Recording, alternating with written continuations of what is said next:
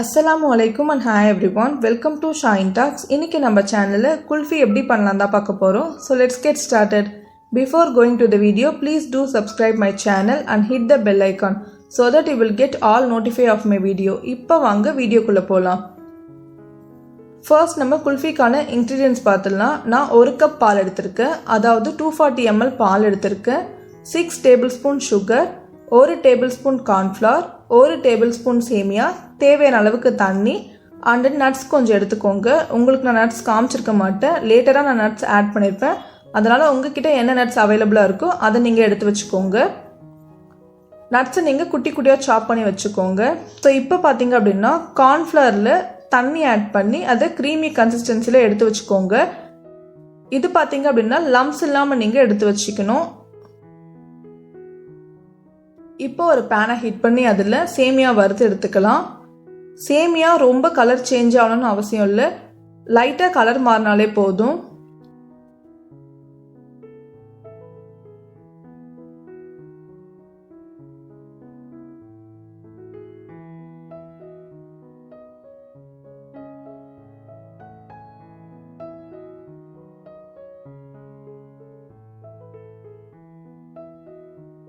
இப்போ பார்த்தீங்கனாலே உங்களுக்கு தெரியும் லைட்டாக கலர் சேஞ்ச் ஆயிடுச்சு. இப்போ இதை வேற பிளேட்டுக்கு ட்ரான்ஸ்ஃபர் பண்ணிக்கலாம்.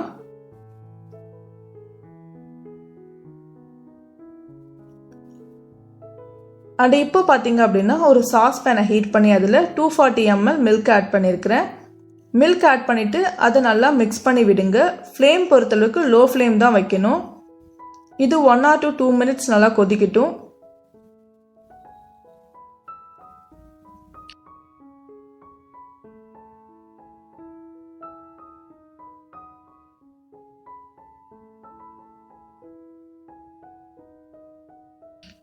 அண்ட் இது கூடவே சுகர் ஆட் பண்ணிக்கலாம். நான் 6 tablespoon சுகர் ஆட் பண்ணியிருக்கிறேன். அண்ட் இதையும் நல்லா மிக்ஸ் பண்ணி விடுங்க. மில்க்கும் சுகரும் நல்லா மிக்ஸ் ஆகணும். இது ஒரு 2 minutes அகைன் இது கொதிக்கட்டும். பட் இப்போவும் இது லோ ஃப்ளேமில் தான் இருக்கணும். மீன்வைல் இங்கே பார்த்தீங்க அப்படின்னா கார்ன்ஃப்ளவர் ரொம்ப திக்காக இருக்கும்.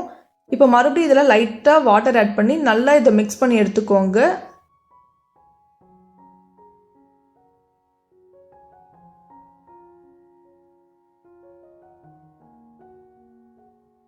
இதை நம்ம பாலில் ஆட் பண்ணிக்கலாம். பாலில் இதை நீங்கள் ஆட் பண்ணும்போது நீங்கள் ஸ்பூனால் நல்லா மிக்ஸ் பண்ணிக்கிட்டே தான் இருக்கணும். அப்போ தான் இது திக் கன்சிஸ்டன்சியில் உங்களுக்கு கிடைக்கும். ஸோ உங்களுக்கு பார்த்தாலே தெரியும் நான் வந்து கார்ன்ஃப்ளவர் ஆட் பண்ணும்போது அதை நல்லாவே வந்து மிக்ஸ் பண்ணி விட்டுக்கிட்டே தான் இருக்கேன். ரொம்ப திக்காகவே இருக்குது. அப்படின்னா குல்ஃபி மோலில் நம்ம வறுத்து வச்சு இந்த சேமியா ஆட் பண்ணிக்கலாம். நான் 1 ஸ்பூன் போடுறேன். ஸோ எல்லாத்துலேயும் 1 ஸ்பூன் போட்டுட்டு பால் நல்லா ஆறுனதுக்கப்புறமா பாலை வந்து ஆட் பண்ணிக்கலாம் குல்ஃபி மோலில். ஸோ இதே மாதிரி எல்லாத்தையும் ஆட் பண்ணிவிட்டு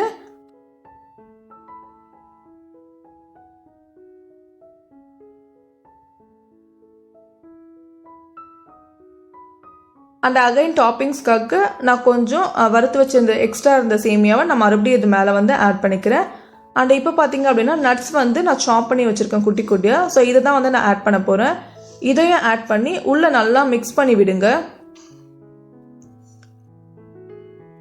அப்போ தான் இது லாஸ்ட்டாக நம்ம குல்ஃபியாக சாப்பிட்றப்போ இன்னும் டேஸ்ட்டாக இருக்கும்.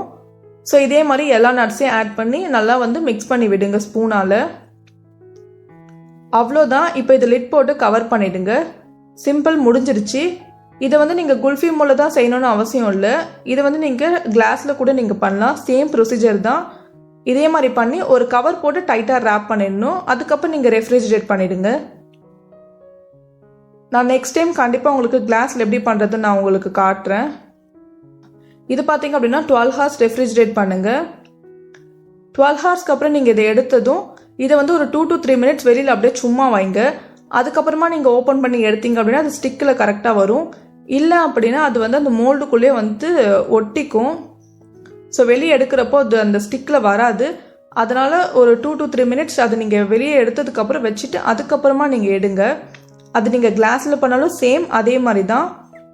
அண்ட் இப்போ பார்த்தீங்கனாலே உங்களுக்கு தெரியும் அந்த குல்ஃபி எப்படி இருக்குன்ட்டு. நான் 12 ஹவர்ஸ்க்கு அப்புறம் எடுத்ததுக்கப்புறம் இந்த குல்ஃபி எப்படி இருக்குன்னு உங்களுக்கு பார்த்தாலே தெரியும். ஸோ இப்படி தான் இருந்தது. இது ரொம்பவே நல்லா இருந்துச்சு. ஸோ நான் சொன்ன மெஷர்மெண்ட்லேயே நீங்கள் பண்ணிங்க அப்படின்னா இது ரொம்பவே உங்களுக்கு நல்லாயிருக்கும். இந்த வீடியோ பார்க்குறப்ப எனக்கு ஒரு விஷயம் தோணுச்சு. என் டாட்டர் நௌஷின் வந்து என்கிட்ட கேட்டால் ஹலாமா எனக்கு குல்ஃபி முளைந்ததை செஞ்சு கொடுங்கன்ட்டு. நானாக எதுவுமே செய்யவே இல்லை. பட் இந்த வீடியோ எடிட் பண்ணுறப்ப எனக்கு தோணுச்சு பிள்ளைக்கு கண்டிப்பாக எதாவது செஞ்சு கொடுத்துருக்கணுன்ட்டு. ஸோ நெக்ஸ்ட் டைம் அவள் ஊருக்கு வந்ததுக்கப்புறமா கண்டிப்பாக எதாவது செஞ்சு கொடுக்கணும். I hope you like this video. இந்த ரெசிபி ட்ரை பண்ணிவிட்டு உங்களோட வேல்யூபிள் தாட்ஸ் எனக்கு கமெண்ட்டில் ஷேர் பண்ணுங்கள். நீங்கள் என்ன இன்ஸ்டாவில் ஃபாலோ பண்ணலன்னா ஃபாலோ பண்ணுங்கள். And if you want more videos then two subscribe my channel. And thanks for watching.